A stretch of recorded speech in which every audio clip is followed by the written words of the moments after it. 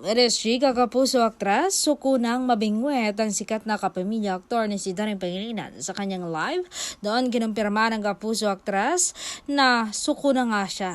Na para kay Donnie lang si Belle dahil nakita na raw niya mga ebidensya na kalat na nga sa social media. At may nakapagbulong pa raw sa kanya na chismosa na sina Donnie at Belle ay totoong nagmamahalan. At nang napanood pa nga raw niya ang interview nila with Mimi Vice, doon raw siya nag-decide na tapos na nga ang dilulo niya sa mata ni idol na si Donnie Pangilinan.